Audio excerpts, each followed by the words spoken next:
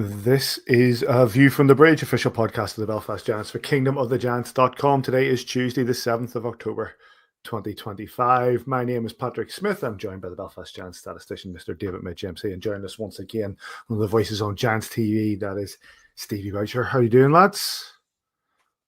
All good? Over the next hour or so, we'll be talking all the news and views of the Belfast Giants and the Elite Ice Hockey League. If you're watching us live, drop us a line. If you follow us on X, YouTube, Facebook, and all the really good podcast providers. On this week's show, we'll be talking about the two shootout defeats for the Belfast Giants that took place this weekend over in Scotland. We might have a little guest come and join us later on. It's a bit much of a mystery to us right now as it is to you. So once that happens, they'll come and join us, and we'll look ahead to another week where we'll be playing in the CHL and more Challenge Cup action against Scottish opposition. Mr. Majimsey, you weren't well last week. How are you today? I'm still not well, but I know more about what's wrong with me, so that at least gives some, This sounds very serious, mate. Is it? I hope it's not. I don't know if it's that serious. But if I die, avenge my death. That was what I would say. Always, mate. Sell my hockey jerseys, give the money to Lily, and well, you know where not to bury me. Yeah. Stevie, how are you doing, mate? I'm doing good, man. I'm not sure how to follow that. We're not going to talk NFL this week, mate. We're not going to do it. I saw a few good scores though. My weekend was bookended by good sports scores with Man United and then the Patriots last night. So it was in between though. That's not been so good. I don't know if counting what Manchester United done on Saturday. I watched the match. I'm not sure we can count this as some sort of even moral victory. It was the most rubbish football. I'm not sure about Amarin here. I know that we're not going to go and talk about football, but even football, man. I watched the Spurs match before it. I even watched a bit of Man City. Football's changed so much. Pep has ruined football. People say Pep has changed football for the better. Pep has ruined football. I'll give you an example of that, and we're going down this little rabbit hole for a moment. I'll give you an example of that. Is not just at that level. It's like I'm watching, very lucky, my niece is doing really well, and she's an under-21s at Liverpool, and we're all very proud of her, and she scored a winning goal against Birmingham City there last week, and she's doing very well at that. She's on a 2-year contract with them, and we're loving it. Especially me as a Liverpool fan, seeing her play for Liverpool and score goals for Liverpool is wonderful. But went to watch her play a game the other week against Stockport County Ladies at Edgeley Park, and they're playing out from the back. They're playing out from the back, and then they're hoofing it up the pitch. And I'm like, where has this come from? What? It's just you're right. There's an element where I just think, and as someone that likes stats and all, I just think that football in the Premier is very much data driven now. Even like Man United make a change at 75 to 80 minutes every week. They'll change the centre half. That just never used to happen. You were expected, as if you were the best centre half in the team, you're expected to play 90 minutes of 38 league games. Now it's like, oh well, we've had 2 games this week. You've got to watch his workload. Mate, yeah. I wish I was able to play 90 minutes a week, and that's, training and eating right and a chiropodist to cut my toenails and all this nonsense. Like Sky Sports would do the Arsenal United game from like 2004, 2005, one where Van Nistelrooy missed the penalty and Keown jumped in his face and all. It was on, and I was like, oh, watch this for a minute. I ended up watching the whole thing. It was brilliant. It was a 0-0, but the game was back and forth. It was all thunder and bluster, and it was so much more exciting than football you watch now. I saw one the other week. I saw one the other week where Julian Dix put a tackle in, which was basically studs in the guy's chest, and the referee just waved play on. It's like, football's changed. I've got a Julian Dix story, but I'll tell it another time. And then just briefly, I will say in the NFL, I was really looking forward to next Sunday, but now going down to watch the 0-5 Jets take on a team that have just beaten the Philadelphia Eagles at Tottenham. I'm not as up for it as I was maybe a week ago. But, undefeated Eagles and Bills both losing this weekend. Yeah. But guys, let's get to the hockey. Belfast Giants travelled over to Scotland once more. Bit of a road trip, still in the Challenge Cup, this perennial tournament that just seems to go on and on and on. But here we are. It was two shootout defeats for the Belfast Giants, 4-3 away at Fife and 5-4 away at Dundee. Let's start with that first game, the 4-3 shootout loss at Fife, and hear the reactions from the coaches. Well, a huge response from our guys. We played Belfast twice, and quite honestly, they kicked our ass twice. We had a thin lineup, but I thought our D-zone coverage was so much better tonight, much improved. They're a team that's deadly in transition, so you have to manage the puck, and then they really get things going in the O-zone. I thought our penalty kill was outstanding. We had so many penalties to kill. I think we only got one opportunity on the power play. Really happy for Christian Purbu getting his first win. Jeremy Masella stepping up. We were on our heels a little bit. He has a great tilt. So mentally strong from the team, down 3-1 late, get 2 goals, and then win it in a shootout. So it's a happy room in there tonight. I thought we were good for half of it. Unfortunately, you don't play half of it. I thought I was really impressed with Fife. I thought they competed extremely hard. They were real physical, and there was no quit in their team. I thought we had control of the game for portions of it. Unfortunately, we're still giving up too much defensively. And that's unfortunate. We have some frustration on our team right now. I think guys are not, producing like they have in the past, and I think that some of that frustration comes from the fact that Fife was competing really hard, and then that put some frustration into the other team. So that being said, we had a lot of scoring chances ourselves to grow our lead and to win that hockey game. That's not my concern. My concern is that I think we gave up a couple breakaways again tonight and a couple 2-on-1s and just some looks that we shouldn't do. Those are the things you got to take care of to win those games, and we didn't do it tonight. And I thought Fife definitely deserved the comeback, and we're going to have to take that 1 point and go into a building tomorrow and play against a team that we haven't beaten yet. So we have to be ready, and we got to start to get a little angry here and prove to ourselves that we're going to be a competitor within this league. You can hear the frustration there. The Belfast Giants actually went 2-0 up in this game. Mike Lee and Sam Jones with the 2 goals across the first and second period. Mason Alderson, formerly of this parish, made it 2-1. Giants made it 3-1 with Jake Godet before the 5 Flyers made it with Forsberg, Scheid, and then the shootout winner came to Keaton Jameson. The goalkeepers, Christian Purbu and Alex Scrabble, and Toby Craig and Daniel Ferguson were your referees for this game. The frustration you can hear, Davy, in the coach's voice, and understandably so. We were in control of this game twice. Yeah, I think that frustration is probably the key word there. There's a game that maybe should have been almost out of sight by the end of the first period, certainly halfway through the second when we give them a bit of life. I think I think Sam Jones is down on the game sheet there at the minute still. I think it's a tip in front from Ryan Smith, to be quite honest with you. That'll probably be changed. But I thought we played pretty well in that first half hour of the game. I know that's glib because a game 60 minutes and we talk about getting full weekend. The weekend before we talked about getting, a full weekend over 2 games, and unfortunately for this, it unraveled a little bit. We give up too many odd men, and they got a couple behind us. We conceded goals when we were in good ozone positions, 200 feet from our own net, and maybe turning it over and it going the other way and not getting possession back, and it's in the back of the net past us.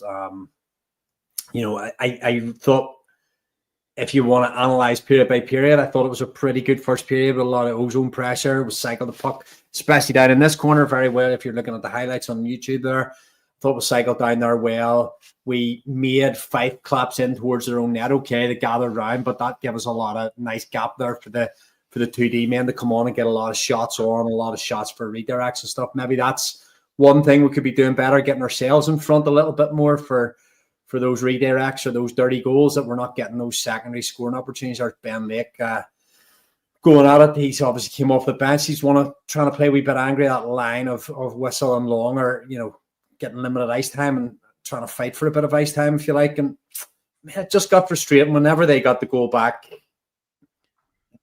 I still think at 2-1, we were well set to go and win this game. And I don't know how. This is one of these ones that we've snatched defeat from the jaws of victory, and I just don't know what the solution is, because we go on to the next night and do much of the same, although it's us doing the chase back the following night. It's the same story, I think, over the course of the 2 games. And you get this a lot from me in the last 5 or 10 years when I've been more involved in stats.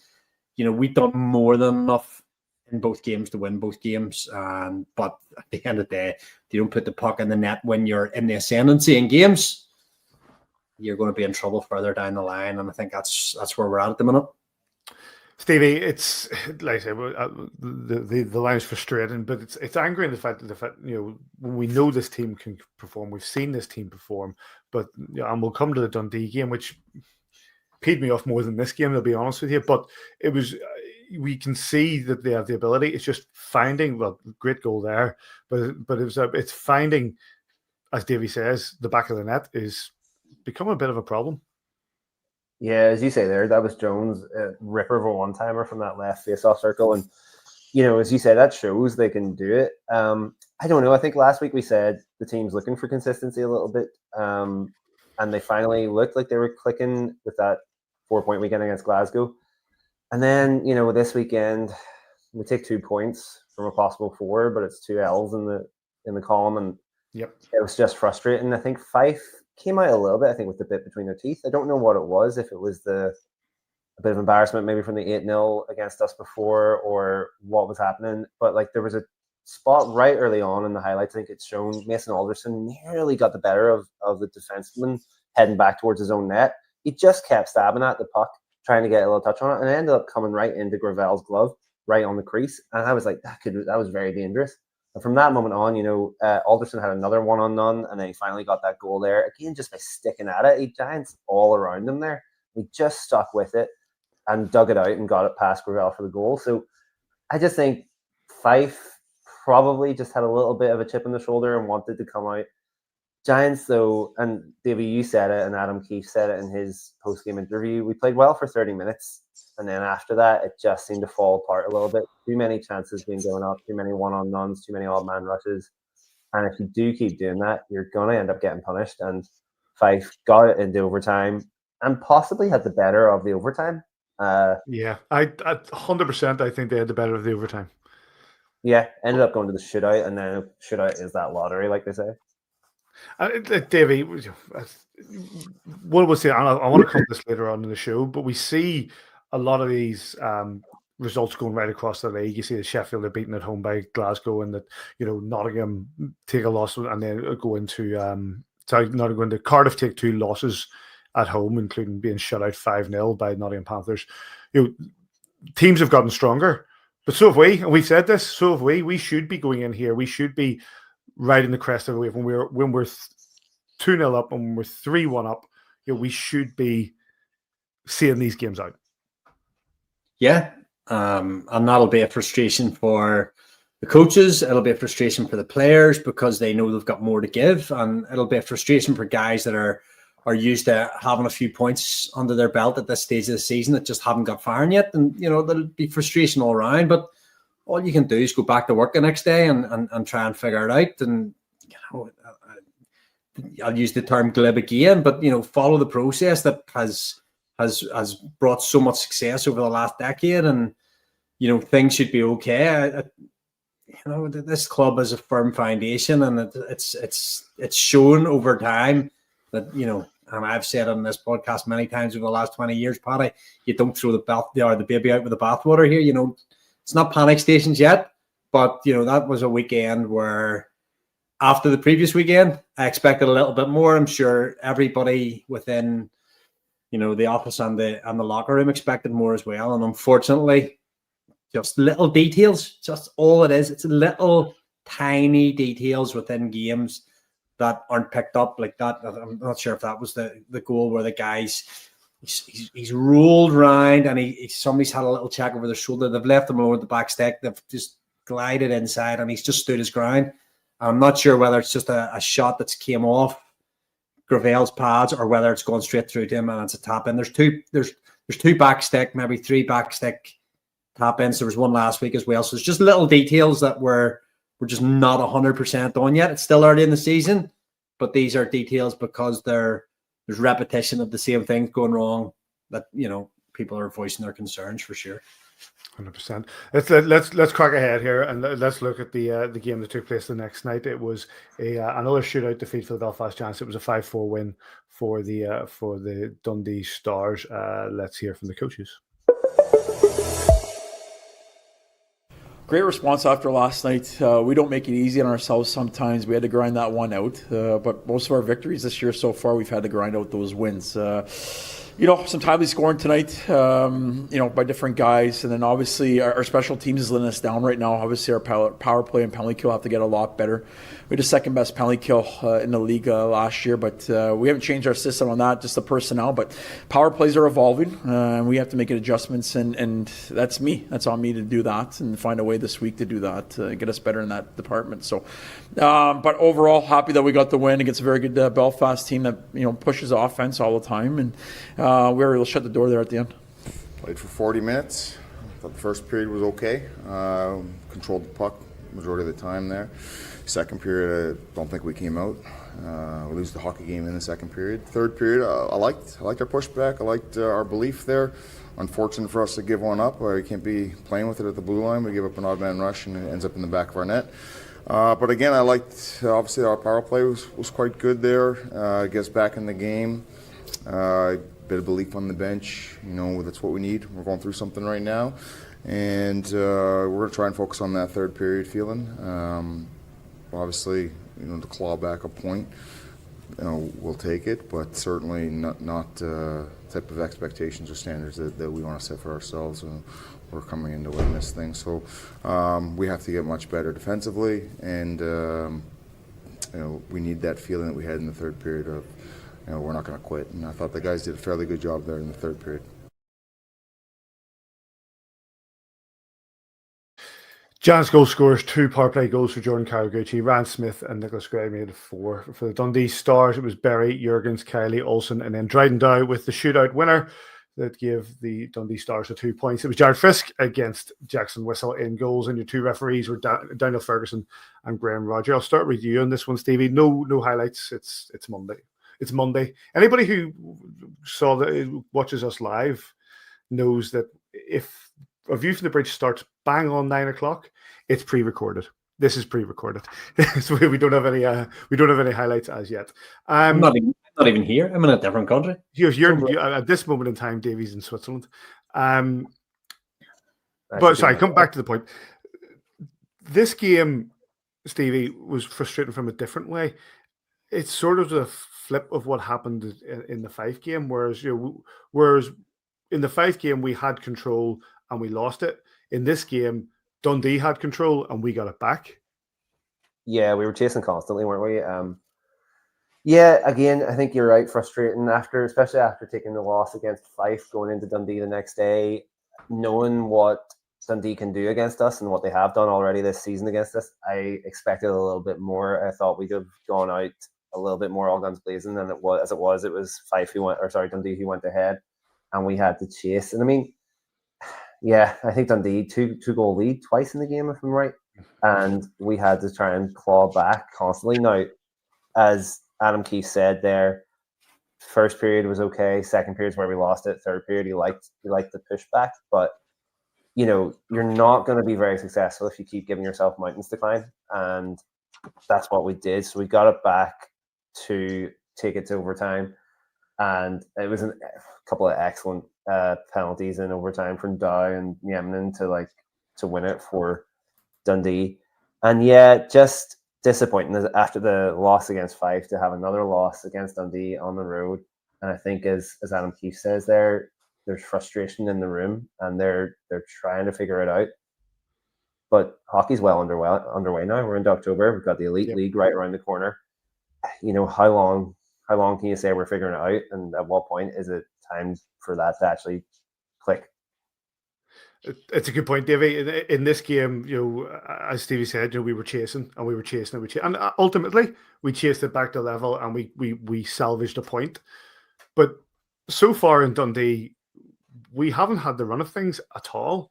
Now, ultimately, as I said to you just there previously, the league's got stronger, and we can see right around the results there's going to be a bit of a challenge. There's no gimmies in this league this year, not that there ever is, but there's no gimmies in it.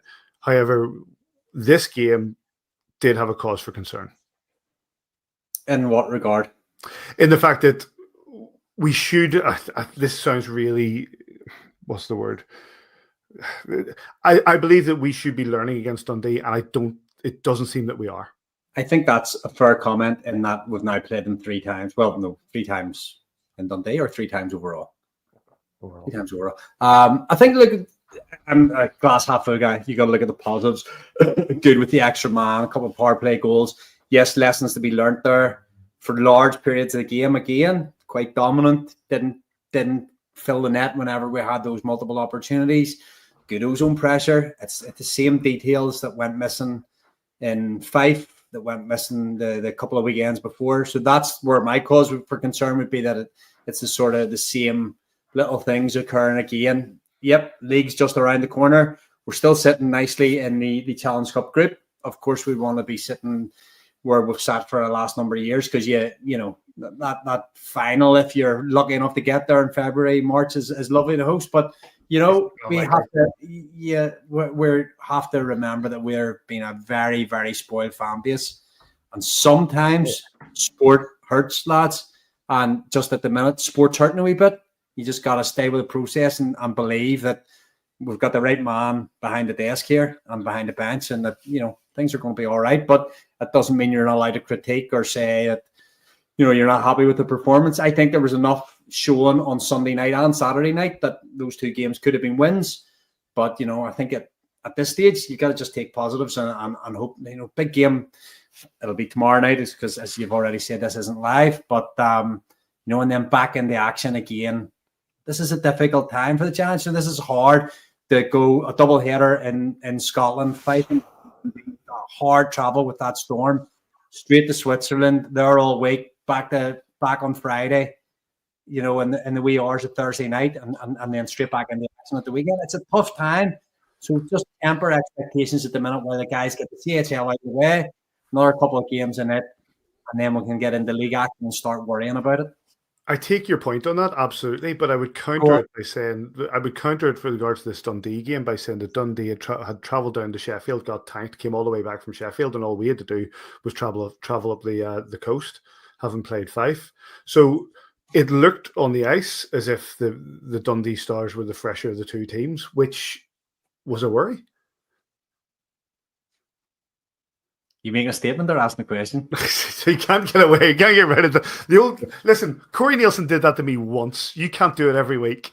You can't do it every week. But you know what I mean?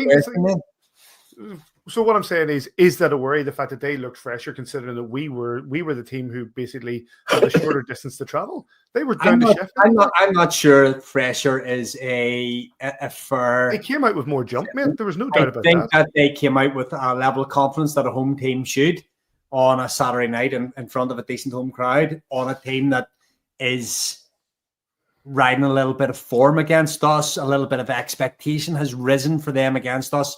We're maybe not holding the fear factor that we once did for them, maybe this time last year. Got a good coach who needs to stop texting me. I text him earlier, I'm going to block him if he keeps just texting me straight after games. But listen, it is what it is. I'm not too concerned about, you know, we've taken 2 points over the course of a weekend. Not ideal. You'd have wanted more. But, hey, sometimes you can be greedy.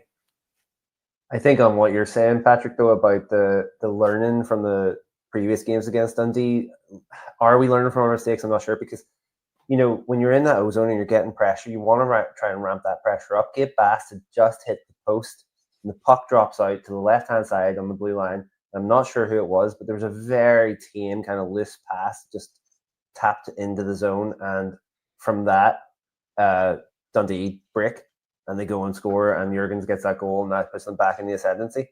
I just think we need to, for me, what I would wanted to have seen is that we ramp up that pressure a bit more, knowing that Dundee can hurt us. And I think just in that moment, it was just a wee bit slack. I jump in on that as well, Stevie. I agree to an extent there. JJ Pickett was just coming out of the box. If you're coming on the end, if it was a penalty kill that we're on and we're being, like, you want to be as aggressive as you can. A penalty kill, the best penalty kill is 200 feet from your own net, right? But when you turn a puck over at your blue line on a penalty kill and you're away on a 2-on-none the other direction, you can make your goalie look a fool very, very quickly. And it's not a good play. It'll not be a play that will not be analysed heavily on video, I'm sure. And let's try not to do that again. But yeah, just one thing that I was talking to Sis at the time. I was watching the game live, and he was in the airport, so I was sort of giving him the blow by blow what was happening. And I says, "Oh, we're doing all right here," and then it was all, "No, we're not." So it's that was probably the moment of the game that sort of deflated my tires the most, Stevie. We'd done well on the PK. As I say, Gabe Bass had gone in deep, and then he's stuck. He's 200 feet from his own net in the bottom right corner. When the puck breaks, he's dead. He can't get back in. I think it's Mike Lee's chasing back in, but they're away. I'm not going to say they're cheating, but they've got the extra man as we're getting back to even strength. Yeah. And unfortunately, it's the way cookie crumbles sometimes. On that note, boys, I think we've more than enough covered this game. The highlights from this game will be available on YouTube from our friends at Dundee Stars TV, and the game previous against Fife available on YouTube from Fife Flyers TV. I want you to be here. I want you to be here on the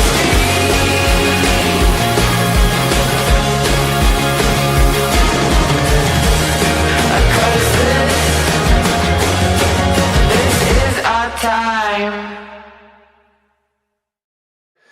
Time for our first guest, our only guest of the show. I'm delighted to be joined once again. I'm sure it's been a bit of a busy week for him, but we're delighted to be joined back on A View from the Bridge, the Media and Communications Manager for the Elite League. That is, of course, Luke Fisher. How are you doing, Luke? Hey, guys. Nice to see you. Welcome back, mate. Good to see you.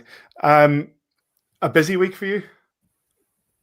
I mean, whenever the season starts, things will always come up. Things will always not go exactly how you map them out. But yeah, some weeks are more busy than others. We're saying there about how this year is going to be an interesting one because the teams are so level.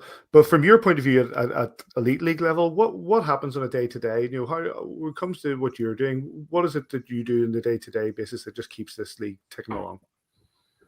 I mean, where to start? And I just also realised I'm appearing in reverse, which is putting me off. I don't know what that is. Look, I mean, we have a lot of things going on with Liam as well, who's head of hockey operations. So it's kind of hard to put everything down. But I mean, from my perspective, there's a whole social media content planning element and web content planning element that needs to go alongside everything else that we might be doing in the background. Liam does an awful lot with the coaches and with the officiating that they get, breakdowns of everything. So they maybe didn't have before. So on a sort of Tuesday, Wednesday or something, that they will all receive every video review that came in that we had on the weekend. It says, right, this is what they called, this is what we think. And I'll be honest, they strike out at about 95% that they're calling on the ice or what the situation would then want to be called. So he puts a lot of really good statistical information like that together. And things come up. It's kind of hard to pinpoint. I know that sounds really empty and that, but it's things come up during the week. And you're like, oh, didn't see that one coming. We need to sort that out. Or we need to have a think about that. Sometimes that happens from a board call, like a league call. So okay, they've discussed it, but we need to go and work out what the implications of this might be, or what the research around it is. For example, when we looked at the under 20s this year, right? So the under 20s this year don't count on a roster. Full stop. We're not saying it's a certain number again. So how many players that's going to affect?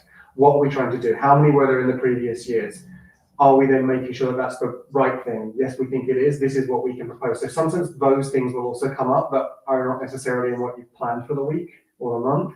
But it's very worthwhile because it's then planning ahead to where everything's going then the season after. Look, nice to see you. It's been a while, my man.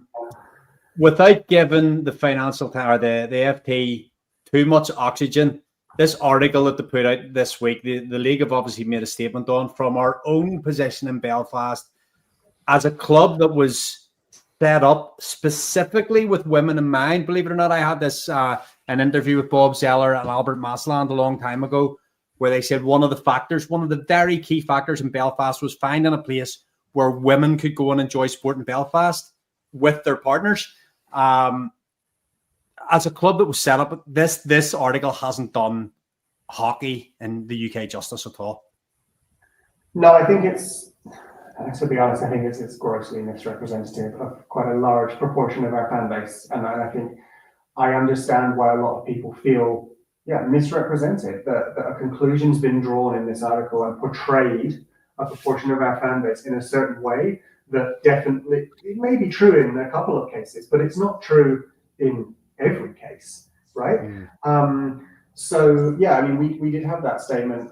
We also sent a complaint in to this, after which they have changed the headline. They have adjusted the headline. It no longer says that these sort of romantic novels have, what's the wording, saved British ice hockey. I think the headline now is along the ways of how it introduced people to it, which maybe is true in some respects, but I think the headline was very misleading because it was bizarre because there were some statistics we provided in there that, our attendances since 2010, they're incredibly strong. They have gone up an incredible amount. Yet then tried to say in the article that the whole reason attendances had gone up in a recent time was purely because of these. No, so there were certain things in there that I thought, we definitely challenged because they were incorrect. Our fans are our biggest asset. We have a super diverse fan base. A lot of people come to hockey games because of what atmosphere is created there and word of mouth from friends. And also, historically, we have a very healthy gender split. It's not a split, it's almost equal, but you know what I mean? And that's backed up by, some social media data we have that will go back longer than the data we have about, actual fans. So, I thought that was very frustrating the way that was portrayed. I'm very happy to see that a lot of people were very angry about this because they should be. And I saw on social media that people have been sending their own kind of complaints and thoughts in that, and it's important that they do. I was a little irked by one or two fans that had been interviewed saying on social media that they've been misquoted or misrepresented. I mean, that's obviously they're going to have to follow up. I can't say if that's true or not, the ones that did that interview, but if they feel that they have been, then I think that's important that they follow that up. But it was disappointing.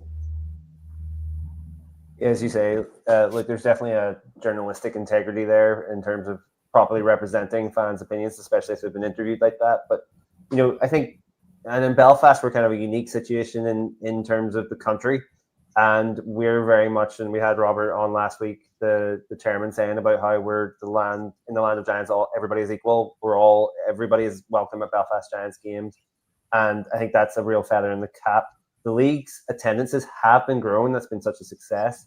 How much of your day-to-day goes into that? And is there anything kind of coming down the pipeline to build those attendances and the interest in the Elite League further?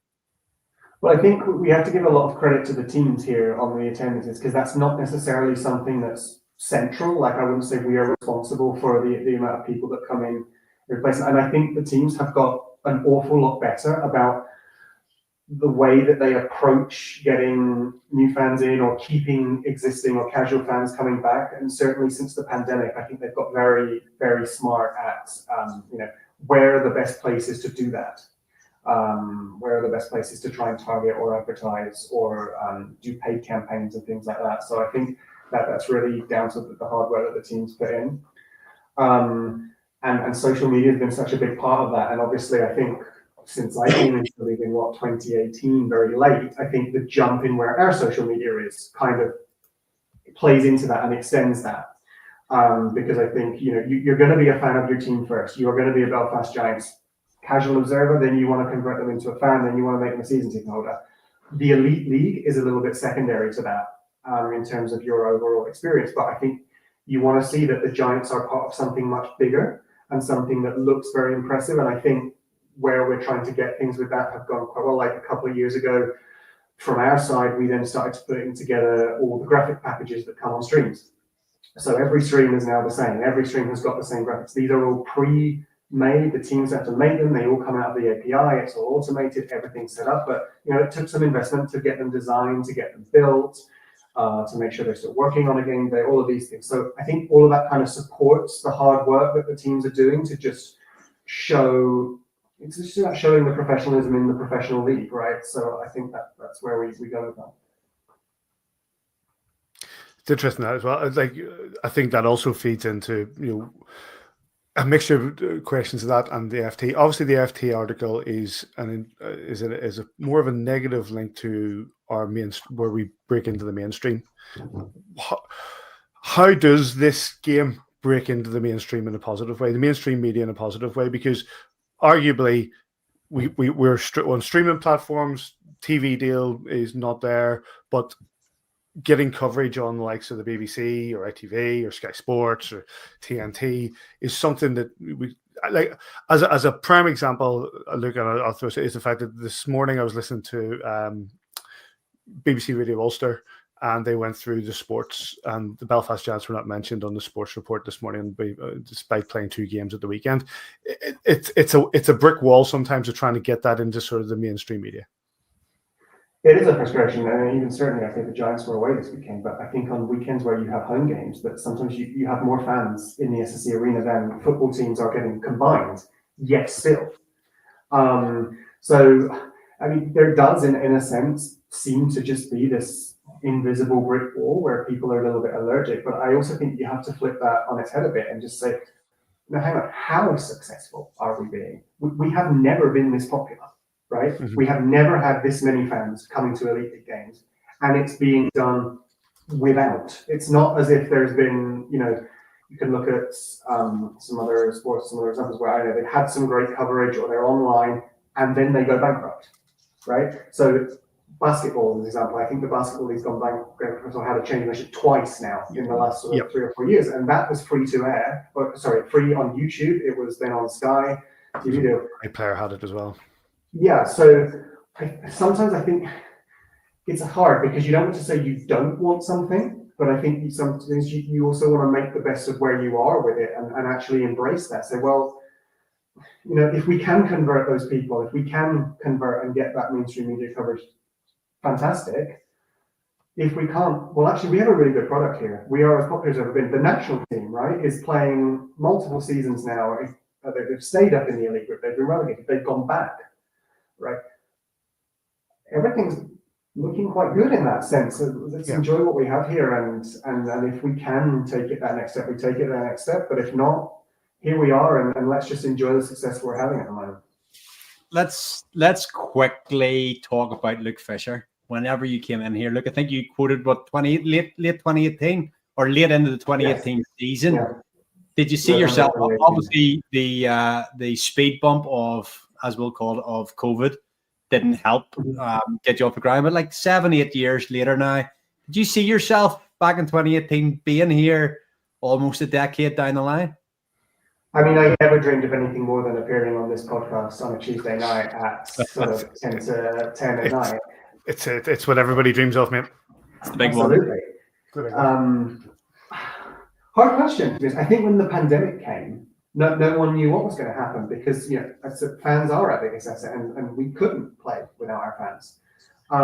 So I think you were looking at the end, hoping that the end of that was going to come, and I think in a lot of senses, what teams learned because of the pandemic has really helped them going forward, and we've potentially come out of that stronger. Did I imagine? I don't know. Is the honest answer. I don't think I didn't imagine, if that makes sense. Yeah. But I'm very happy in this and in the other projects that I do, and I think that the roles have kind of developed now. And so if I compare it to 2018, having worked in the Champions League and things, then coming into this, very different, and what you learn and what you pick up.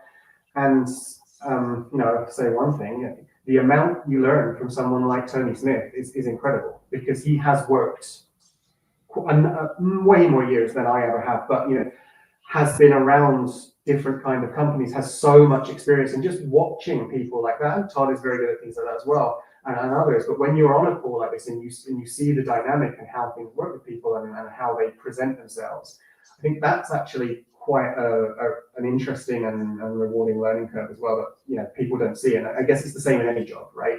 You learn off of other people. It's funny. Neil Russell always says that about Tony Smith as well, from especially when talking about that and what he learned as well from times Tony Smith. Listen, Luke, we appreciate you coming on and joining us as always. It's good to see you back, and no doubt we'll catch up some way down the line. Okay, look forward to it. It's go time. It's show time. It's go time. The whole time. Scoring goal time. Let them know time. It's go time. The whole time. Scoring goal time. Let them know time. Really like that tune. Must find out what that is off Neil Whiteside. Big thanks to Luke Fisher coming and joining us. As always, it's good to get that insight into the league, especially this. We'll take it from our own point of view now that you brought up that FT article, Davy, and quite a bit of frustration. You can see it in social media. Quite a bit of frustration as the way it was portrayed and the way the things are. It's just it's difficult because you want coverage in the. I said you want coverage in the mainstream media. You don't want coverage like that, and it was so far off the mark. There's kind of a couple of things, because we joke in this podcast often about the biggest asset the Belfast have is its women, because with Adam Keefe came and got married, Jeff Mason got married, all these guys who came and settled down. I think that's a slightly different swerve than this article. And I say this often as a dad of girls, and what we're doing in January with bringing the Friendship Series and bringing women's hockey as well, to try and bring hockey to the next generation of women, because I say this often as well, if you can't see it, you can't be it. So to be bringing women's hockey into our rink is brilliant. And just to sort of denigrate the women, just like, oh, you only go to hockey because like the guys on the podcast are super hot, you know. It's not fair. It was a bad article. It was a badly written article. It was, as you would call it, clickbait for me, you know, and I didn't enjoy it. As Stevie, come to you. Like I'm not denying that is a factor for some people who go, and men and women who go to the game, and that is a factor for them. But the generalization of it, and they actually sort of suggest that the success of the Elite League was fundamentally down to it, was just laughable. Yeah, it's the second time in about a week I've just been like, what are we doing? Like, and I think sometimes if you flip this on the other side, if they'd written an article about men are getting more interested in the WNBA, say, because they think the players are attractive, you know, how criticized would that article be? So to say the exact same thing about women getting into ice hockey because of these romance novels and all that, it just felt like to me something out of the 90s. You know, I just felt like we were rewinded time, and it was just so far off the mark. And like, as you say, Davey, Friendship Series coming. My daughter's first game was a Friendship Series game. She loved it. She loves now going to the Giants. It got her into it, and there was not, she's 7, like, so there's absolutely nothing to do with romance novels or anything in her world. She loves the Giants because she loves ice hockey and she loves the experience of going to a game. And I said to her yesterday, she's also got into the merch side of things, which is now going to put pressure on my wallet, because I showed her a jersey yesterday and was like, ooh, would you like this jersey as well? And she's like, yeah, I think I would like all the jerseys. So yeah, I don't know about that, but I mean, it's so many different things are the appeal for her, not some kind of romance novel. I just thought it was a bit archaic or something in its take. I don't look, from your perspective, you can come on about Roisin and even Joe, Paddy. Like, for me, when Lily goes to games, I've seen Lily will sit down and she's writing, like, and Andrea's niece does the same. They're writing stats down. They're writing what players have done, what their favorite players done on the night. Yes, it's fine to have a favorite player. You know, Lily was all Scott Conway's first season. She was all Matt McLeod the next season. She was all, you know, but the number on the back of her jersey is number 1 in Majimsey, and she's got, you know, Finn McCool in the front. She doesn't care. She follows Belfast because she wants to see us putting banners in the rafters and lifting trophies. She's the same as her old man. The game's more important than what the guys look like. And you look at the response of people. Like, I think one of the things that elements like that do is that they unite the fan base more than most things. You know what I mean? You look at social media and you look at everybody's just like going, whoa, whoa, oh, you get some. First of all, somebody says, "Oh, look, there's an article in the Financial Times about Elite League ice hockey," and you go, "All right, let's have a look at this," and then everybody goes, "Whoa, whoa, whoa, whoa, whoa! What is this?" It's like, do you remember there was a Jonathan Liu wrote an article about, basically, I'm sure I've understood his point. He was basically saying that he had flipped through the channels and he found ice hockey, and ice hockey's rubbish to watch on TV. And do you know what? Compared to being at the game, he's right. He's right, 100%. I'm with that on any sport. I don't think any sport comes across as good. There's nothing like live sport for me. But what that did, though, it united the fan base who felt that the sport was under attack. And in this case, it felt as if like our league was under attack from a really poorly written, poorly put together opinion on what generates the numbers, the high numbers and attendances. Yeah. You saw it right across all 10 teams and beyond. You saw not just that, you see it from the league. You see it from everybody basically just going, nope, we're not having that. And which was to be fair, Steve, was good to see. Yeah, well, yeah, good to have a united front against something. As you guys said last week about some of the animosity. That go back to normal, hating each other in about a week. It's fine. Yeah, we'll go back just from But that's good. It's good to see something that, at least in my opinion, is a just cause for the league to be uniting. And okay, in this case, it's going against a poorly written article, but at least it shows that all of the teams are on the same wavelength. Like, we need to think a bit better about what is going into being an ice hockey fan and not be as, I think, patronizing as what that article in the end really was. And I think, if anything, it's generated a few talking points as well. Quick chat about just what's been going on this week in the across the league. I'll come to you on this, Davy. And we were saying about this. I know you're like going, I don't care. I'm coming to you on this, Davy. Okay. We were saying about the tightness of the league, the fact that the Cardiff Devils have lost 6-5 to the Coventry Blaze, then lost 5-0 at home to the Nottingham Panthers in the Cup. You've got Sheffield losing at the Clan. You've got Manchester getting wins. There's no gimmies in this league, are there? No, mate. And whenever you said Cardiff got beat 5-0, I've got Lily over here just going. But this was news. This is news to me. I did not know this. So yeah. Your point's valid. Yeah, it's so up and down. It's so early season. Everybody is fighting for that consistency, for that little bit of form, for that little bit of chemistry. And they're all. And we'll talk to coaches down the line, and we'll talk to captains coming up to Christmas. And no matter who it is, who go, you're really, you're fighting for consistency, and that's what everybody's doing.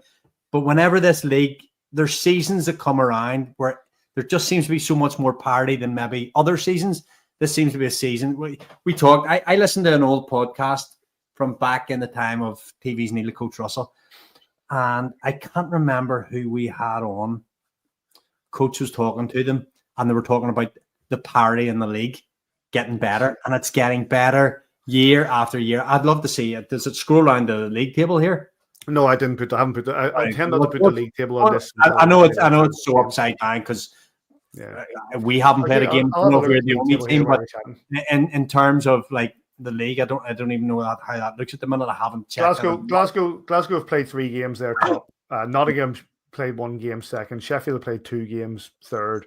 Manchester, Guildford 5, and then you're down to like sort of pointless exercise even talking about it. But yeah, all teams are getting warmed up now through the Challenge Cup groups, coming towards the end of that, and we're hitting Elite League action in anger here in the next couple of weeks. I think we have one more week of Challenge Cup. One more week of Challenge Cup, and then into a double header with 5, and then we're away to Guildford on the Sunday. Home game on the Saturday, away to Guildford on the Sunday the 26th. That's the first time they're in England, believe it or not, in the season. So looking forward to that as well. But man, it's teams are just fighting at the minute to get that early season run. People will want to be hitting league action and trying to put wins together, ourselves included. So stick with this. Stick with this, Steve. And I threw in the fact that Sheffield lost 3-2 at home to the Glasgow Clan, and Davy brought up this parity and bringing parity in the league, and I actually do remember that being brought up and a number of things. And the comment was, fans really want parity. I don't want parity. I want to run roughshod over every single team in this league. I want to be from 30 points ahead come Christmas. But it does generate the power. Being able to have that sort of competition within the league, Stevie, keeps an interest right across the league from 1st to 10th. But sure, Fife lost the game, so they shouldn't be in this league. You get some ridiculous statements. And then, I mean, yeah, literally a week later, there they go and beat the Giants, and I mean, great night for them. Yeah, it is. I think, as you guys said, every team on paper is better. How that plays out on the ice is a different matter. But yeah, early season, everybody's looking for consistency. Coventry, maybe arguably the most consistent of the early stages this weekend. Yeah, they're playing quite well. They had that, obviously, top of their Challenge Cup group. Streak ending win against Sheffield as well. So, yeah, I think it's early days. Parity, I mean, you're never going to have parity. There always has to be somebody who's top and somebody who's bottom. That's what sport is.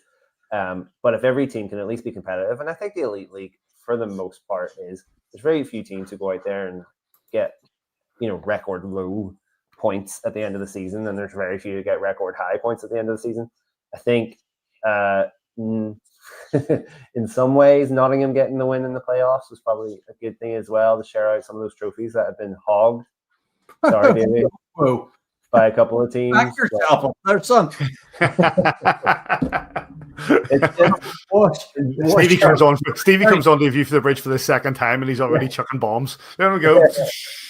Sorry, once Stevie Boucher comes on to the podcast for the last time. Yeah, he's a good one, boys. Thanks. Yeah. But it's just, everybody wants to sometimes see a different name on a trophy, and if you don't get that, if you get, those teams that just dominate for too long, then yes, it does get boring for everybody. But at the end of the day, every fan of their own team is going to want their own team to do well. And as Luke said, you're a team fan first and an Elite League fan second. So yeah, really concerns about your own team. If there's a good bit of parity, okay, that breeds competitiveness, and that's more fun to watch. Let's have a quick chat about the 3 games that are taking place over the next 7 days, gents, not least the one that's taking place on Wednesday night at 6:45 p.m. our time at the Post Finance Arena in SC Byrne against the Belfast Giants in the CHL. That's on Wednesday. And then, of course, Saturday we are away to Glasgow Clan at 7 p.m. in Braehead. And then on Sunday we are at home at 5 p.m. The new Sunday 5 p.m. Home game against the Fife Flyers. Davey, you're on your way. You right now, if anybody's watching this on Tuesday night, you are now sitting in Bern. I'm hoping at this, what time is it? 10 o'clock. I'm hoping this time tomorrow night to be sitting with Steve the Pirate and Jason Toff-Ellery having maybe a little late night glass of water for me. But tweeted on a View from the Bridge at 10 o'clock. Let's see how we get to. If flights are on time, if trains are on time, due to land in Geneva, and then get a couple of hours of a train up to Bern. So hopefully by dinner time tomorrow night, I'll be there.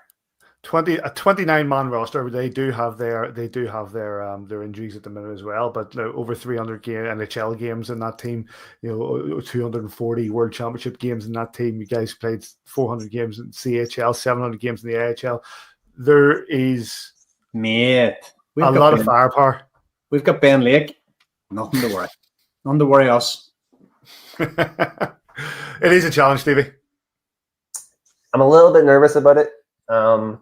Just after a kind of negative weekend, I just think if this game goes really badly, that's just gonna sort of pull the rug out from under the players even more.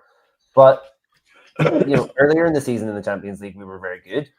Didn't maybe get as many points as possibly our performances deserve. So hopefully they can tap into that again. And the likes of David Goodwin, who was excellent in the Champions Hockey League, and I think Gaudette as well had a good sort of 4 points across 4 games. I think if those two, as well as everybody else, can get back to that level of performance, then it could be a competitive game. And like I said before, that's really what you want in the Champions Hockey League. You want to just show you can handle that level and you can hang at that level. There are 6 points available. We are as yet not eliminated. We have 1 point. We are sitting 23rd. Grenoble are in 16th place, the final qualifying point with 5. a defeat does eliminate us, but that's by the by. I think what we're looking for from here, Davy, given the weekend we had, is a response. Is a response to the fact that, you know, it wasn't the best weekend. You heard the frustration of the coach from 2 different interviews there, and the fact that he feels that there's a lot more to be given this side. What we do and we don't want is we don't want just a team. We want the team to respond, but we want that response to carry over to the weekend. Yeah, because with the greatest of respect, trying to fight off a few demons in the minute against SC Bern probably isn't the game you want to be jumping into. No. So we go there tomorrow, as it will be, and you just put your best foot forward. You try and hang for as long as you can here. You try and start the way we've started, big first 10 minutes, shift by shift even, you know, you break it down into smaller periods and that, you break the period up into periods and you just try and get through it. You need to be super disciplined, especially with the penalty, you know, being the major sort of version of a minor where, you know, it carries on for the whole 2 minutes. Some of these teams can move the puck so well in the power play. So you want to be disciplined. You don't want to be taking penalties, especially 200 feet from your own net. So we just have to be disciplined. We just have to go out and be as positive as can and see what way the cards fall. Stevie? I mean, it could be set up for a response. I mean, Adam Keefe said himself, it's not just the coaches are frustrated and players are just like, oh yeah, this is grand. He said himself, they're frustrated. They know that there's more to come from this team. So yeah, why not? I mean, if you've got that competitive edge, then this is the kind of game where you want to say, right, what's done is done. Let's go and show just how good a hockey team we are, and what better opponent to do than against a team that we're not favored against. So it could be a good night. I'm just seeing I was just seeing there on the ticker that I've got through. I have the SC Bern game is live on Flyers TV. I don't know if Laura and Bean know this, but I think I should have put EIHL in that, and I've forgotten to change it out of Flyers TV. The SC Bern against the Belfast Giants, 6:45 p.m. local time. You'll get that in EIHL TV if you're not making the journey across. And then we're away to the Glasgow Clan. You'll get that and that's 7 p.m. on Saturday. It'll be on Clan TV. What on earth was that? Is that my phone? I don't know what. Just take it, Manny. It's fine. It seems to be an alarm of some sort. Anyway, I don't know what that was. So yeah, Clan away on Saturday, 7 p.m. You get that on Clan TV, and then we are home 5 p.m. on Sunday to the 5 Flyers. Both those games, of course, in the Challenge Cup. Any other business, please? No. I do. I've sent you a photo there, Paddy. Stevie, have you any other business you could fill for me while Paddy gets a photo up here? Send you in your WhatsApp. Yeah. Sound. This is for those listening on the audio version. Of course, Paddy, it's not that long that this show rolls around. It's what, 20th anniversary, 20th birthday. The 20th birthday, 2 weeks today. Monday. I was thinking earlier there when we were doing our nodding and winking at the start there, and that won't be very good for those that listen on audio. Stevie, you weren't. I don't even know if you were alive. Stevie, are you old enough to be alive for the start of this program? Are you over the age of 20? No, well, he wasn't listening to audio podcasts on his 5th birthday, like I'm sure. So, I remember I had a little MP3 player. It was the size of one AA battery. A classic story. Plug it into my computer every week, download Fish and Paddy, stick my AA battery into it, my headphones, and we'd go for a run and listen to what these boys were talking about. And they talked that much nonsense. I phoned them and said, "Lads, you're going to have to bring me on." So, and then you said, "I've got a mate, Neil Russell, and he'll do a 5-minute segment." And he did a 45-minute segment. We've had some good fun over this, but yes, sorry. Back to you. I've got this set up for you now, mate. Give me a second. What I'll do is I will just flip us back to this and make it easier. Go ahead. This is a close my any other business out with a happy birthday, Mr. Justin Morrison. Justin isn't the same age as he was in this picture, but neither's Mo and neither's Caitlin. Caitlin's doing great things over in Whitley Bay. Justin, happy 19th birthday, mate. Doing great things for Junior Belfast Giants, and obviously Mark's still involved in the game. My hockey hero, but happy birthday, Justin. Yeah, happy birthday, Justin! Brilliant. That's a great photograph as well. And you're right, that wasn't yesterday. That photograph, definitely not. And with that note, if there's nothing else, boys, we'll start to wrap things up. Yep. I hear no disagreements. Okay, there's 3 games, as I said. SC Burn 6:45 on Wednesday. You get that double IHFTV. Away to Glasgow Clan TV Saturday at 7 p.m. and then get yourself down to that home game, Belfast Giants against the Five Flyers, 5 p.m. on Sunday. Big thanks to yourself, Stevie, for jumping back on. Good to see you. Yes, thank you, Stevie. And you, Davy, and have a safe flight. Enjoy Switzerland. Give my best to Taff and Steve the Parrot and all the ones out there. Big thanks to everybody who's watching in. Hello. And you get us at AVFTB on Twitter. You can get us on Facebook, Instagram. You can get us on kingdomofgiants.com and all the usual sort of places. And wherever you are this week, email us podcast at kingdomofgiants.com. Yeah. Nobody sends an email anymore unless it's work. Phone the rant line. Remember that? Do you remember the rant line? There's some stories about that, I'm telling you. we should do a 20th anniversary, tell all the stories. No. And on that note, wherever you are this weekend, we hope you enjoy your hockey, and we'll catch you here next time on A View from the Bridge. Dash it up against the